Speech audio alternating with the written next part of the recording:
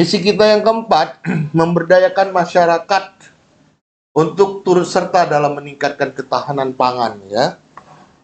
Dengan kita membimbing, melakukan pelatihan, penyuluhan, dan permodalan, ya.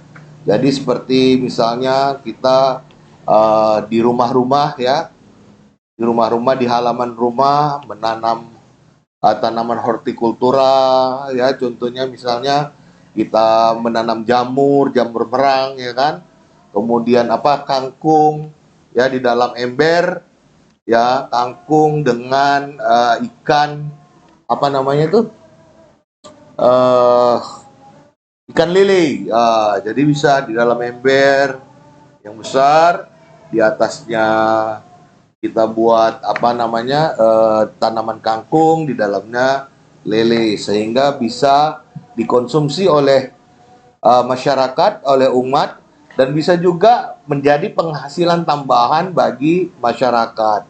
Itu salah satu contoh, ya, menanam cabai kah itu di halaman, ya, dan lain sebagainya lah untuk ketahanan pangan.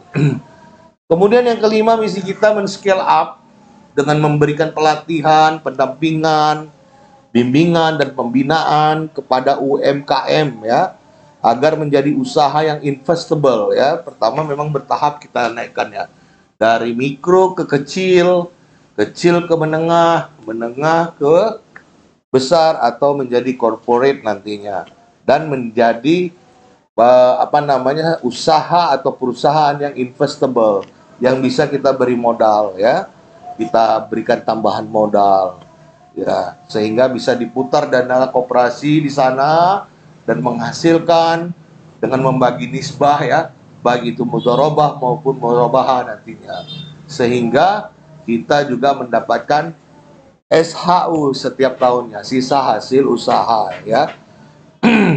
Nah, sehingga dan intinya yang paling penting adalah untuk meningkatkan ekonomi masyarakat, ekonomi umat di Sumatera Utara ini.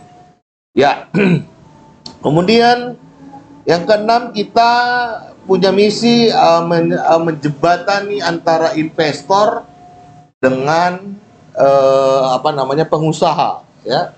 Jadi di tengah-tengah antara investor dan pengusaha itu ada koperasi.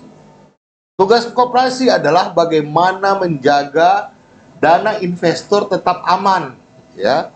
Dana investor yang diinvestasikannya di dalam satu usaha tetap aman. Nah, bagaimana caranya? Kita terus mengamati, mengawasi, ya, membimbing, membina usaha yang kita beri modal tadi dari dana investor, sehingga perusahaan ini tetap berjalan sebagaimana mestinya dan mencapai target-targetnya atau tujuan-tujuannya. Nah, dengan tercapainya tujuan, tercapainya target-target, maka perusahaan ini, ya kan, berjalan lancar sehingga dapat membagi hasil kepada investor. Jadi investor aman, ya kan, dan pengusaha atau usaha berkembang besar. Nah, itulah tugas koperasi di tengah-tengah. Kalau selama ini kan tidak. Antara investor dengan pengusaha ketemu, ya kan? Langsung ketemu. Nah, investor kan pasti sibuk, tidak begitu bisa tidak begitu intens mengamati bagaimana jalannya usaha ini. Baguskah? Turun naik, kan dia namanya usaha ya pasti turun naik. Nah, ketika turun koperasi memberikan masukan-masukan, memberikan coaching-coaching untuk bagaimana bisnisnya ini bisa naik, dan mengamati kalaupun memang parah, tidak bisa di scale up lagi, dia tetap stagnan di dalam keburukannya, misalnya dalam masalahnya, tapi tidak sampai kandas sehingga uang investor tidak habis begitu saja. Mungkin dia sampai 70%, 60% masih bisa dikembalikan kepada investor.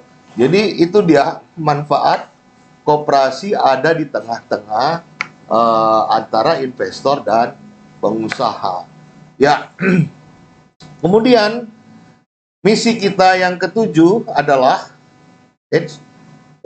membuka lembaga pendidikan dari tingkat TK sampai dengan universitas. Ya, jadi gini nanti. Kalau koperasi kan nggak bisa langsung membuka sekolah-sekolah ya, yang formal ya, kecuali yang non formal boleh. Tapi yang formal seperti TK, SD, SMP, SMK sampai ke universitas itu tidak bisa. Dia harus bentuknya yayasan. Nah, bagaimana caranya berarti nanti gini di bawah koperasi itu ada banyak sebenarnya perusahaan-perusahaan atau usaha-usaha. Ada PT, ada CV, ada UD, ada yayasan, ya kan? Ya. Jadi ada namanya BUMK, ya. BUMK itu apa? Badan Usaha, ya M yang satunya milik koperasi. Ya, yang langsung memang koperasi yang buka ya, modalnya apanya segala macam dari koperasi. Ada juga yang namanya mitra koperasi, BUMK, Badan Usaha Mitra Koperasi. Nah, mitra ini adalah usaha yang anggota punya, misalnya saya ya, atau Bu Ade. Ada FIS konveksi dan bordir. Udah berjalan dari tahun 2010, ya kan?